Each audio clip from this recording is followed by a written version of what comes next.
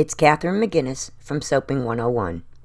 I'm pleased to partner with the Handcrafted Soap and Cosmetic Guild to bring you a video on making your first cold process soap. It's important to follow proper safety procedures, which can be found in a video form in the HSCG Resource Center. Be sure to check that video out prior to making your first batch of cold process soap.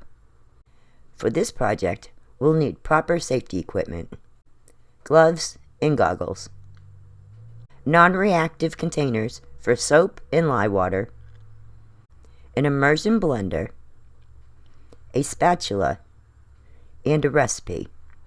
I keep my recipes printed and laminated in my workspace. I also include an image of the mold size it was formulated for as a quick and easy visual.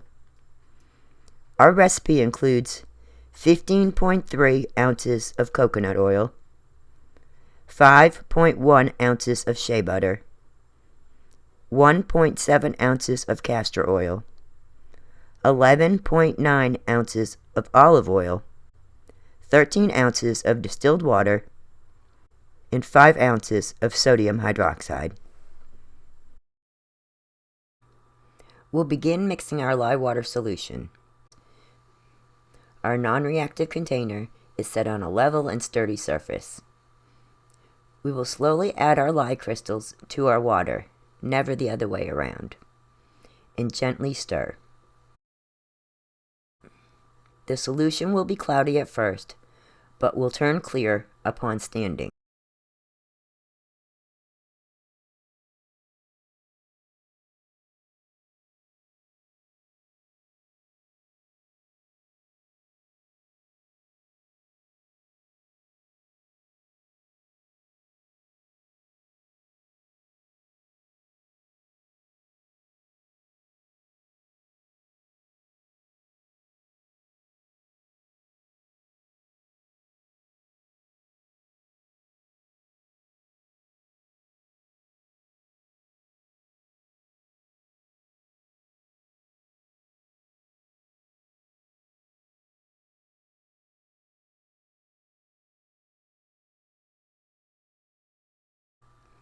Now we'll set that aside and prepare our oils and butters.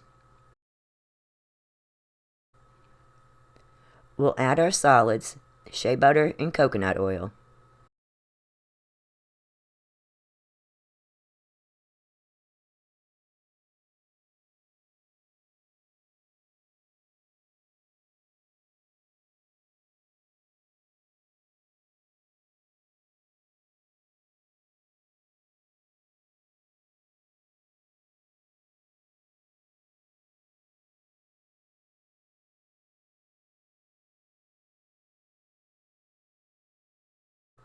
To liquefy them, we can simply put them in the microwave on 30-second bursts until melted. You may have some small bits that need an extra time to melt from the residual heat. Just stir them in until melted.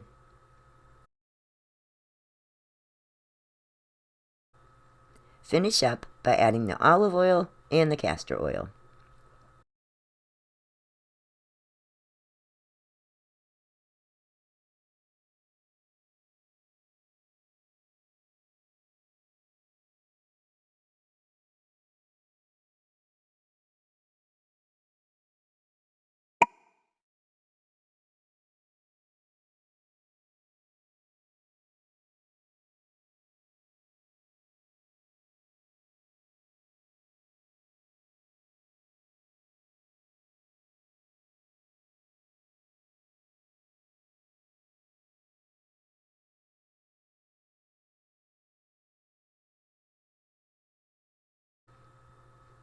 While our oil and lye water are cooling down, we can hydrate our mica in fragrance oil. If you're not including fragrance oil in your soap, you can easily hydrate the mica in water.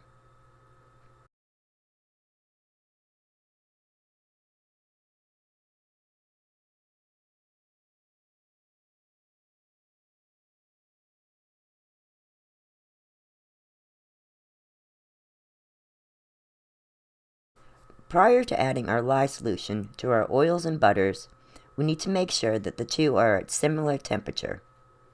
This will ensure an even and controlled saponification rate and eliminate problems with uneven mixing and false trace.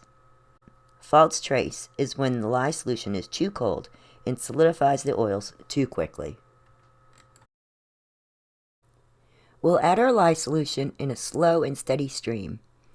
Pouring over a spatula disperses the flow and prevents splashing.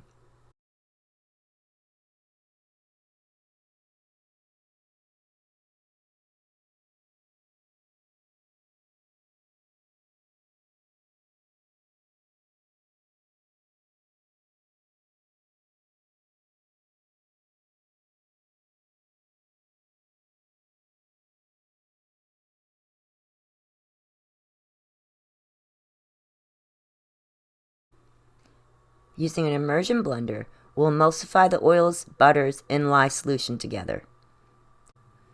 Continue to blend until you reach trace, or the point where all the ingredients are fully incorporated and there are no oil separations or oil slicks on top.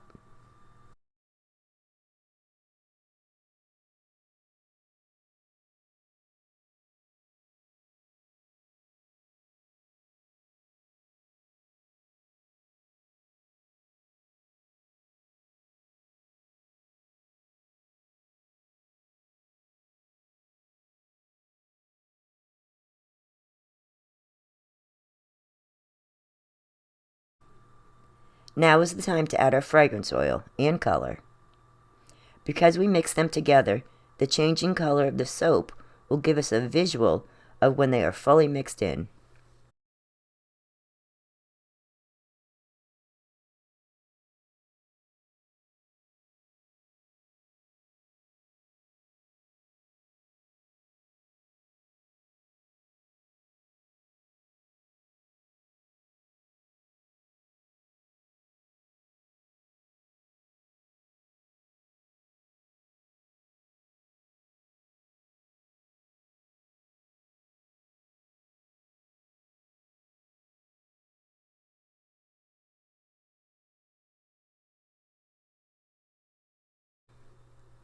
We're ready to put our soap in the mold.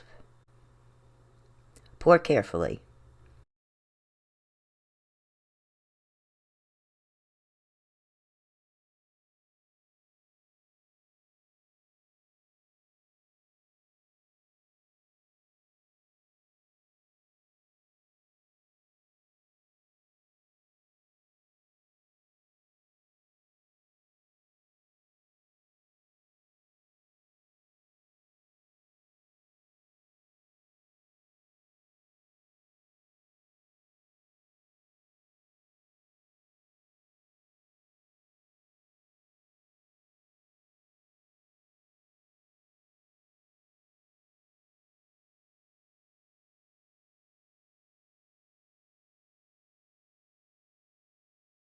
Once full, be sure to give the mold a few taps to release any trapped air bubbles, as these can create holes in the finished soap. Leave the soap in a pet and child-free area to set up. As a rule of thumb, I leave mine for 24 hours. Our soap is now ready to unmold and cut.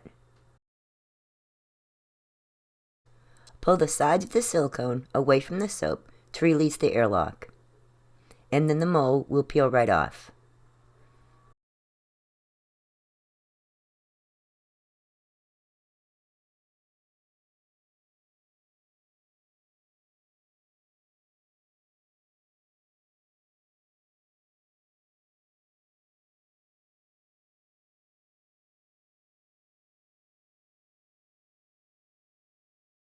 Wait, let's back up for a minute.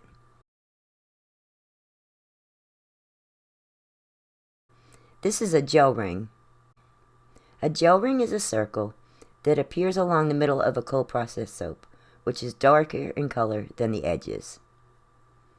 When soap saponifies, it begins in the middle and works its way to the edges, and then it cools in reverse.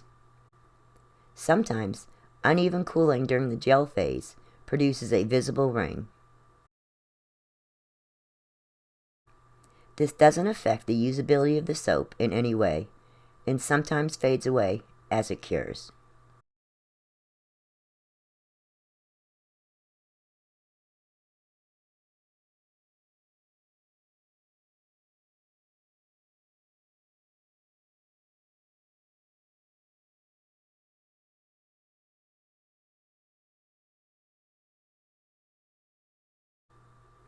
Cold processed soap can be cut using a knife, a soap box, or a miter box.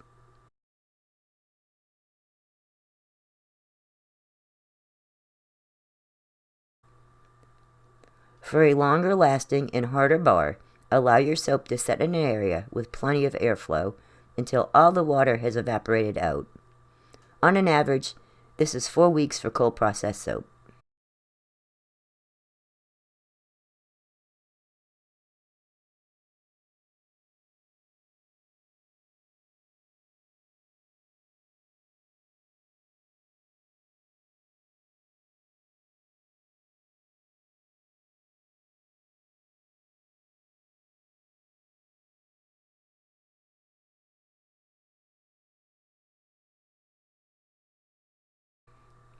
Enjoy your soap making journey, and be sure to check out all the helpful information and videos from the HSCG Resource Center.